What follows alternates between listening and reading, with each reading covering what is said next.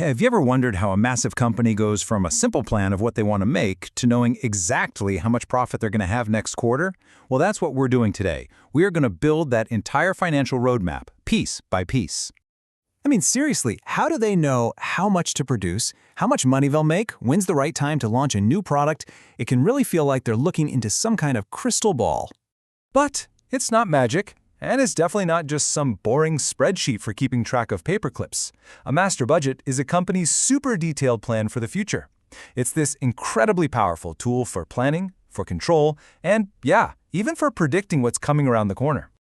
So think of this flowchart here as our map for the next few minutes. It shows you exactly how a company builds its financial blueprint. See, it all starts with forecasting sales, and that one number dictates everything else. We're going to follow this path together to see exactly how a company gets to its final projected profit.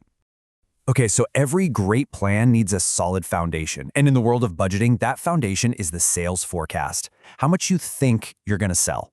That is the very first domino to fall. It kicks off this massive chain reaction that determines everything else we're about to look at. Following our map, as soon as we know how many units we need to make, we can start figuring out the cost to actually, make them. We'll kick things off with the core manufacturing costs, and our first stop is direct labor.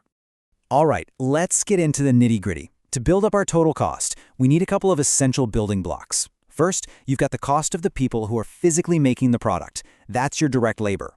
And second, you've got overhead. Just think of that as all the other factory costs, like keeping the lights on and making sure the machines are running. And the calculation here is surprisingly simple. You just take the number of units you need to produce, multiply that by how many hours it takes to make one, and then multiply that by the hourly wage. And boom, just like that, you've projected your total labor cost for the whole quarter. Managers absolutely live and breathe by this number because it helps them plan staffing and see how efficient they're being. But of course, a factory has way more costs than just labor. Variable overhead includes stuff like the electricity to run the machines, costs that go up or down depending on how much you're producing. And notice how it's calculated based on direct labor hours? It makes sense, right? The more people are working, the more electricity you're using. It's a direct link. And then you have the costs that don't change no matter how much you make. This is your fixed overhead. We're talking about things like the factory rent or insurance. It's the same $9,000 every single month, whether you make one little widget or a million of them. So here's the crucial thing to remember. Variable costs are tied to your activity level. The more you make, the more you spend. Fixed costs, on the other hand, are your baseline. You're paying them no matter what. And understanding that difference, that is the absolute key to smart financial planning. All right, so we budgeted for labor, we've got all this overhead, both the variable and the fixed stuff. Now we get to a really pivotal moment. We're going to combine all these separate costs to find one single, incredibly important number. This is the question that every manager has to be able to answer. After you add up all those different budgets, how much money is actually tied up in a single finished product sitting there in the warehouse? And here's how we find it. This unit cost calculation is where it all comes together. We take the cost of direct materials, we add in the direct labor, and then we layer on both the variable and the fixed overhead. It's the grand finale of all our work so far. And there it is, $108.95. This single number is our keystone. It represents the total manufacturing cost that's baked into every single unit, and it's the number we need to build our final profit projection. So now that we have our magic number, that cost per unit, we can start to assemble a major piece of the financial picture, the budget for the cost of all the goods we plan on selling. This right here is the cost of goods sold budget, or COGS for short, and the calculation is pretty straightforward. You just take what you started with, add all the costs of the new stuff you made, and then subtract the value of whatever's left in your inventory at the end. What's left over is the total cost for everything you sold.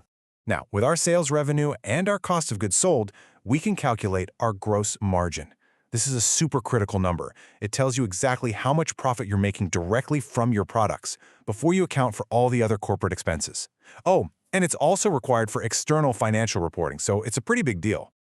Okay, we've laid the foundation, we've calculated all our costs, and we built the COGS budget. Now it's time for the payoff. All the pieces of our map are finally coming together to show us the final destination, our projected profit. And here we are, the pro forma operating income statement.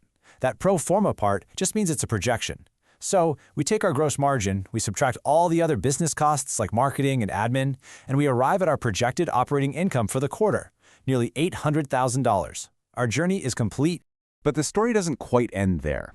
See, while that big profit number is what the public sees, managers inside the company, they often use a different, more powerful way of looking at things to make decisions.